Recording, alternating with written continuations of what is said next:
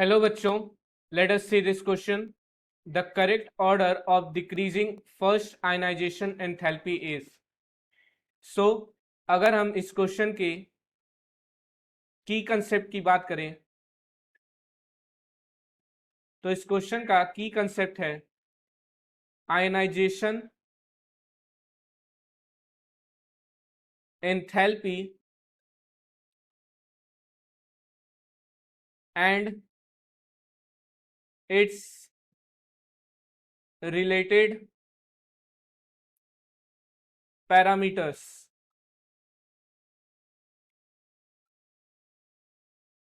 अब अगर हम आयनाइजेशन एनर्जी की डेफिनेशन पे जाएं तो आयनाइजेशन एनर्जी और ionisation enthalpy is the minimum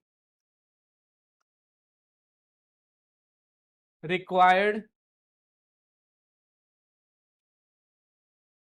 energy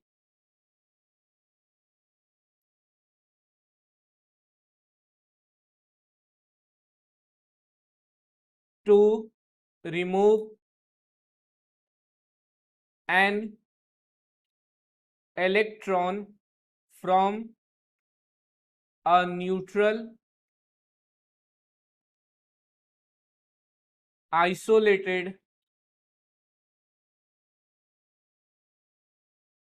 gaseous atom. एक न्यूट्रल आइसोलेटेड गैसियस एटम से हमें जो अमाउंट ऑफ एनर्जी रिक्वायर्ड है इलेक्ट्रॉन रिमूव करने में उसे हम आयनाइजेशन एनर्जी या फिर आयनाइजेशन एंथैल्पी कहते हैं. अब अगर हम बात करें फैक्टर्स affecting ionization एंथैल्पी तो इसमें फर्स्ट फैक्टर आता है atomic size. In a group with increase in atomic size, ionization enthalpy decreases. ऐसा इसलिए because more number of shells से nuclear charge on the outermost electron कम होता जाता है और उतना ही आसानी से हम उस इलेक्ट्रॉन को रिमूव कर सकते हैं. So ionisation energy decreases. The second factor is Z effective. In a period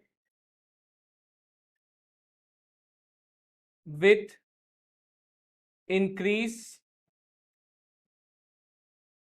in nuclear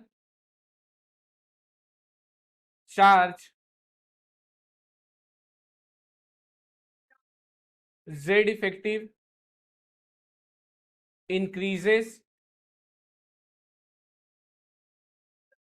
and ionization enthalpy increases.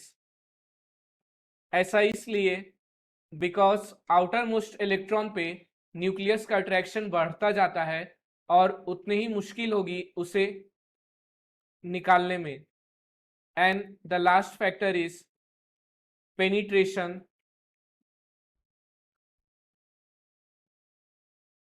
Power.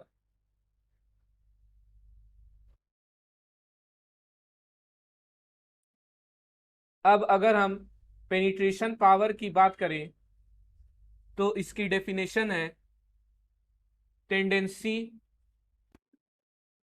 Of सब shell in a shell to remain close to the nucleus is known as penetration power. अगर हम इसके example की बात करें तो beryllium और boron में बेरिलियम की इलेक्ट्रॉनिक कॉन्फ़िगरेशन है 1s2 2s2, जबकि बोरॉन की है 1s2 2s2 2p1। Normally Z effective के बेसिस पे बात करें तो ये दोनों में जेड इफेक्टिव बोरॉन में ज़्यादा है, और इन अ पीरियड जेड इफेक्टिव के बनने से आयनाइजेशन एनर्जी बढ़ती है, तो बोरॉन की आयनाइजेशन एनर्जी ज़्यादा होनी चाहिए थी। This was our expectation, but in reality beryllium की आयनाइजेशन एनर्जी बोरॉन से ज़्यादा होती है।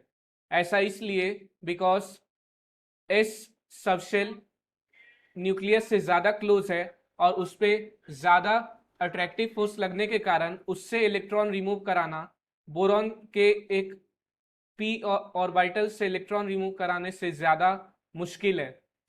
नाउ अगर हम गिवन एलिमेंट्स की बात करें तो वो है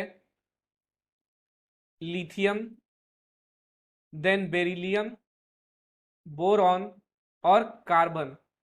अब हम देख सकते हैं कि ये सारे एक ही पीरियड के 4 एलिमेंट्स हैं। इसकी इलेक्ट्रॉनिक कॉन्फ़िगरेशन है 1s2 2s1, बेरिलियम की 1s2 2s2, बोरॉन की 1s2 2s2 2p1 और कार्बन की 1s2 2s2 और 2p2। अब हम बात करें that in a period Z effective increases and so ionization energy will increase. So expected order आती कि लिथियम से ज़्यादा बेरिलियम, उससे ज़्यादा बोरॉन और सबसे ज़्यादा कार्बन की। बट हमने अभी पढ़ के आया कि रियलिटी में पेनिट्रेशन इफेक्ट के कारण बोरॉन की आयनाइजेशन एनर्जी बेरिलियम के कंपैरिजन में कम होती है।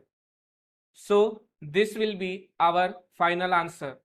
Hence from the given solution it is clear that the correct answer is option B.